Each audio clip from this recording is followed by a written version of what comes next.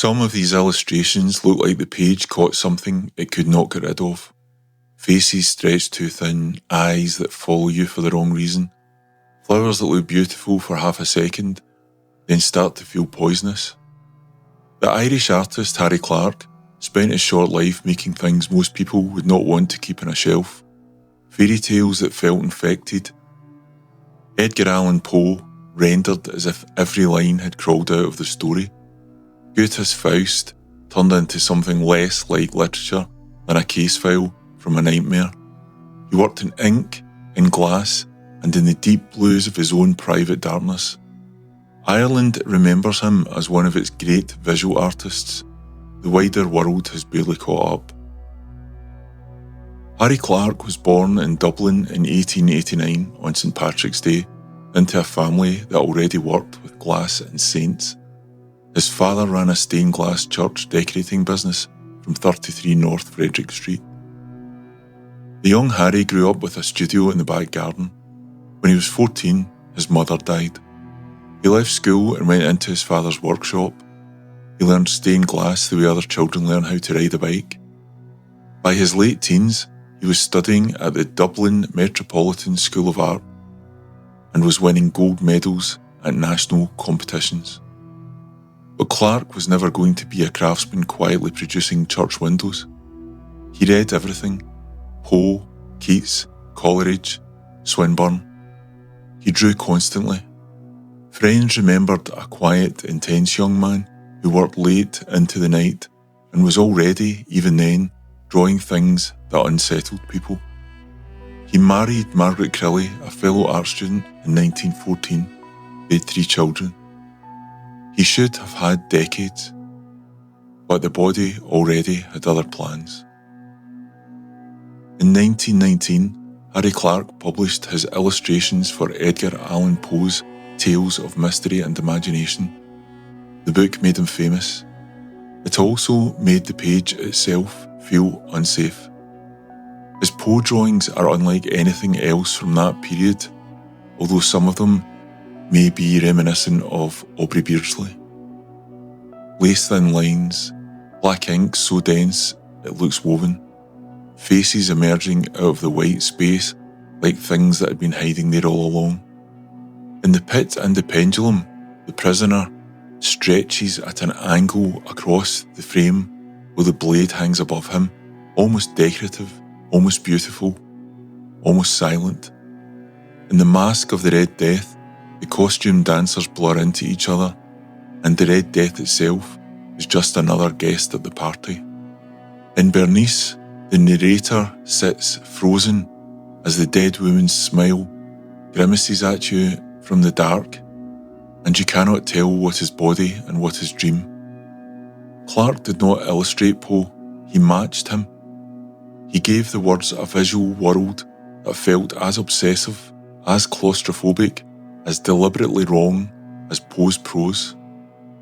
Critics noticed immediately. One predicted that no one would ever produce more striking effects in black and white. Another said Clarke was the only artist who had ever properly understood Poe. You look at the illustrations now and the description fits. The page is doing something it should not be able to do. It is watching you back. 6 years after Poe, Clarke illustrated Goethe's Faust. If the Poe drawings felt obsessive, the Faust drawings feel almost dangerous. He was now working in colour as well as ink. Gold leaf, deep crimson, acid grains.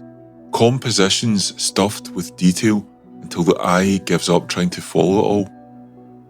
Mephistopheles appears again and again, sometimes elegant, sometimes monstrous, always smiling.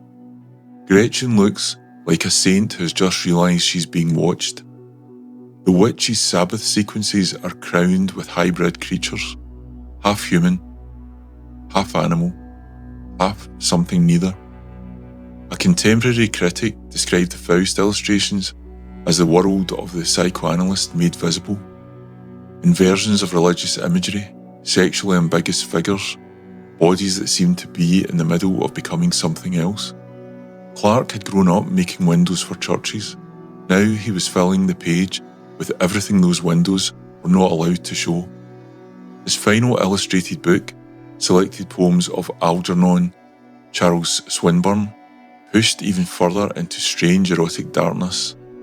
Published in 1928, its plates are often treated as some of the most erotic work Clarke ever made.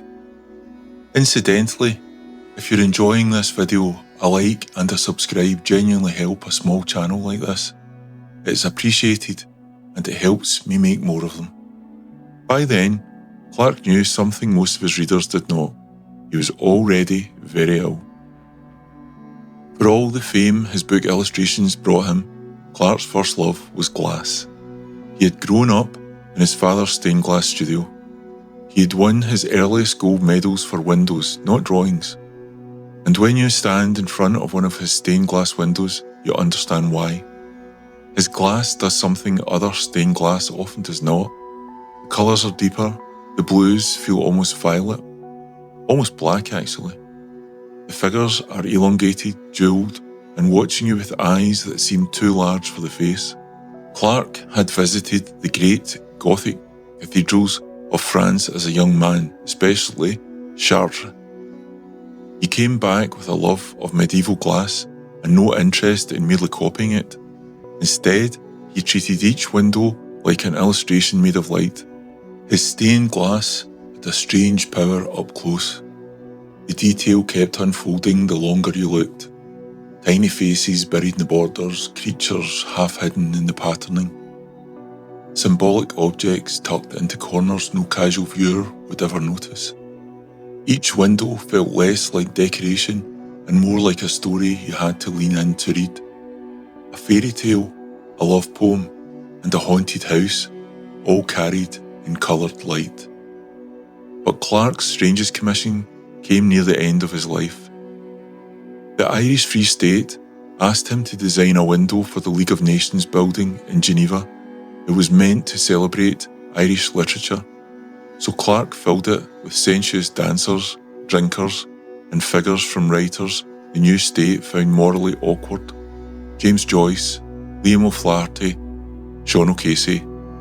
The Geneva window was completed in 1930. It was never installed. The state rejected it as too provocative. Today, it hangs in Miami, far from the country it was made for. In 1929, Harry Clarke was diagnosed with tuberculosis. He was only 40. The illness had probably been with him for years. He travelled to a sanatorium in Davos, in the Swiss Alps, hoping the mountain air would buy him time. It did not. By early 1931, he was afraid he would die far from home, so he tried to make it back to Ireland. He got as far as Chur in Switzerland. That is where he died. He was 41. His body was buried there. The studio he had run with his brother kept producing windows in his style for decades after him. But the work that made him unforgettable, the Poe, the Faust, the Swinburne, the jewelled windows where saints look like they have seen too much, that work belongs entirely to him. He made fairy tales feel infected. He made the page look like it was hiding something. He made stained glass tell stories the new Irish state did not want told. W.B. Yeats called him Ireland's greatest stained glass artist. George Russell called him one of the strangest geniuses of his time. A man, Russell wrote, who might have come here from the dark side of the moon. How does Harry Clarke make you feel when you look at his art?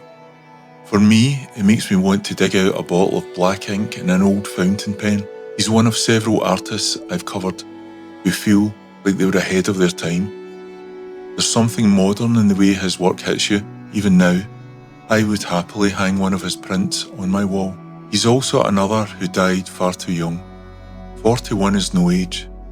And what makes it sadder is that effective TB treatment arrived only a decade or so after he died. He missed the cure by a generation. Let me know in the comments how his work lands for you. Look at his work now and the description still fits. The illustrations are watching you back. The glass is glowing in the dark. And somewhere in that deep blue light, a story is still going on that nobody asked permission to tell. Thanks for watching.